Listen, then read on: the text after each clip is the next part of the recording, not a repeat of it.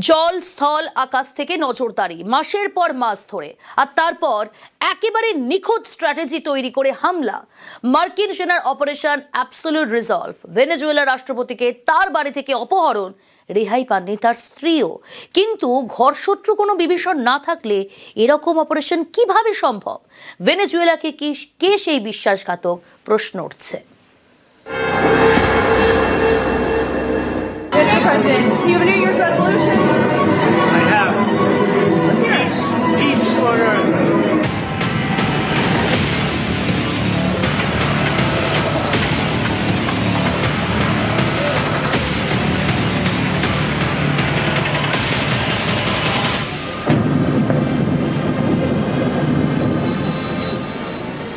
একটা দেশের রাষ্ট্রপতিকে তার বাড়ি থেকে অপহরণ করে নিয়ে গেল আমেরিকা। ভেনেজুয়েলার প্রেসিডেন্ট নিকোলাস মাদুরো মোরাস এবং তার স্ত্রী ভেনেজুয়েলার ফার্স্ট লেডি সিলিয়া ফ্লোরেসকে তাদের বাড়ি থেকে তুলে নিয়ে গিয়ে বন্দী করল মার্কিন সেনা।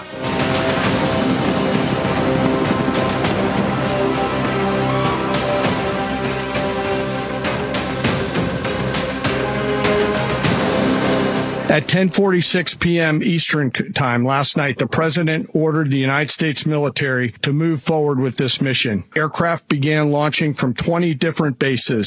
In total, more than 150 aircraft, bombers, fighters, intelligence, reconnaissance, surveillance, rotary wing were in the air last night.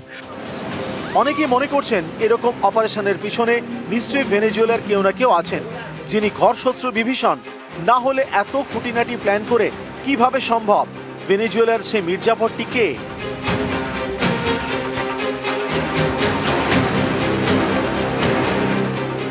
মাসের পর মাস ধরে ছক কষেছে আমেরিকা, সেই মতোই অপারেশন। শুক্রবার রাতে ভেনেজুয়েলার রাজধানী কারাকাসে আমেরিকার operation absolute resolve.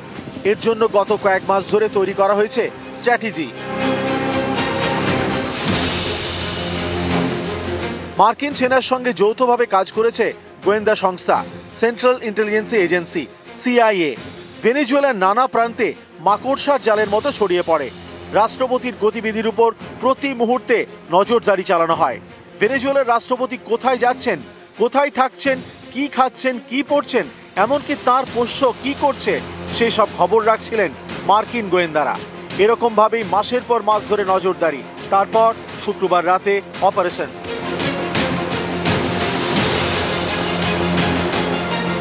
Was the culmination of months of planning and rehearsal. We watched, we waited, we prepared, we remained patient and professional. হামলার আগে ভেনেজুয়েলায় কমিউনিকেশন সিস্টেম ব্লক করে দেওয়া হয়।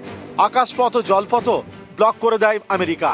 ভেনেজুয়েলার সেনাঘাঁটিতেও হামলা চালানো হয়। তারপর প্রেসিডেন্টের বাড়িতে হামলা। বাড়ি থেকেই ভেনেজুয়েলার প্রেসিডেন্ট ও ফার্স্ট লেডিকে অপহরণ করে বন্দী।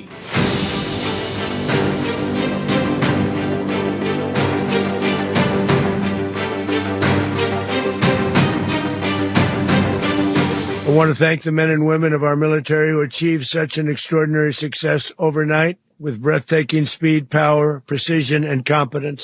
The United States military is the strongest and most fearsome military on the planet by far.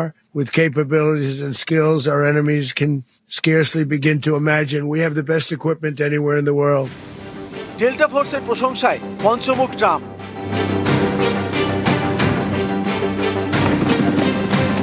Delta force তৈরি করা হয় 1977 সালে। আমেরিকান সেনার বহু গোপন এবং ঝুঁকিপূর্ণ অভিযান চালিয়েছে এই এলিট ফোর্স, যেমন পাকিস্তানে ঢুকে ওসামা বিন লাদেনকে খতম করা। The United States has conducted an operation that killed Osama bin Laden. Delta ফোর্সের টার্গেট কখনো লাদেন তো কখনো আবার বাগদাদি। Abu Bakr al-Baghdadi is dead.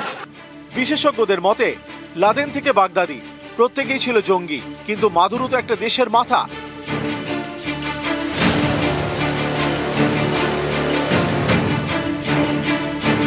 তার দেশের কেউ মির্জাফর না হলে কি এভাবে প্রেসিডেন্টকে তার বাড়ি থেকে অপহরণ করা সম্ভব? এই সূত্রে অনেকে বলছেন ভেনেজুয়েলার বিরোধী নেত্রী মারিয়া করিনা মাচাদোর কথা। গত বছরের নোবেল শান্তি পুরস্কারে জয়ী এই মানবাধিকার কর্মী। নোবেল পুরস্কার পেয়ে তিনি সেই সম্মানকে ট্রাম্পের উদ্দেশ্যে উৎসর্গ করেছিলেন। শুধু তাই নয়, ভেনেজুয়েলার মার্কিন সেনা অভিযানের পক্ষেও বারবার গলা ফাটিয়েছেন।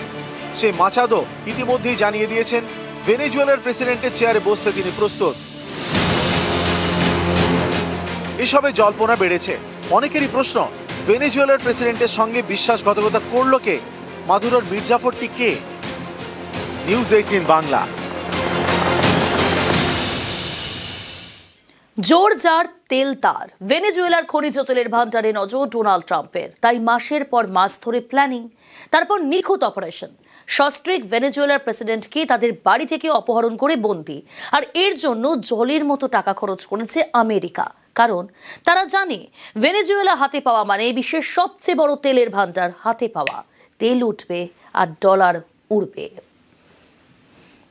We're going to run the country until such time as we can do a safe, proper, and judicious transition. So we don't want to be involved with having somebody else get in and we have the same situation that we had for the last long period of years. The greatest oil companies in the world go in and invest billions and billions of dollars and take out money, use that money in Venezuela, and the biggest beneficiary are going to be the people of Venezuela.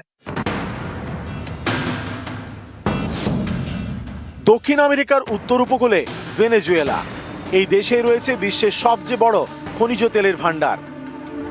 সেই ভেনেজুয়েলাতেই শুক্রবার রাতে একের পর এক হামলা চালায় America. সস্ত্রীক রাষ্ট্রপতিকে বাড়ি থেকে অপহরণ করে তুলে নিয়ে যায় আমেরিকার নিউ ইয়র্কে।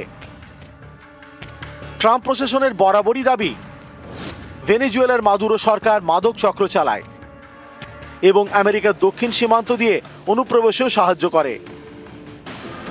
এই অভিযোগেই ভেনেজুয়েলায় হামলা। কিন্তু এগুলি যে আসল কারণ নয়, আসল লক্ষ্য যে তেলের ভান্ডারের দখল নেওয়া, তা স্পষ্ট করে দিয়েছেন খোদ ডোনাল্ড ট্রাম্পই। একই সঙ্গে তিনি এও দাবি করেছেন, মার্কিন সংস্থাগুলি তেলের ব্যবসা করলে নাকি আখেরে ভেনেজুয়েলাবাসীর সবচেয়ে বেশি উপকার হবে।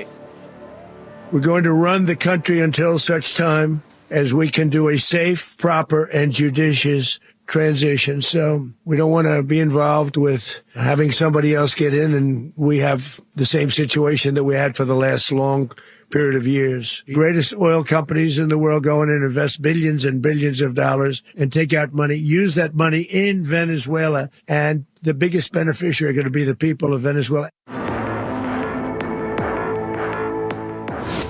বিশ্বের সবচেয়ে বড় তেলের ভান্ডার ভেনেজুয়েলায়। উপযুক্ত পরিকাঠামোর অভাবে সব জায়গা থেকে তেল তুলতে পারে না ভেনেজুয়েলা। তা সত্ত্বেও বিশ্বের বহু দেশকে তারাই তেল বিক্রি করে।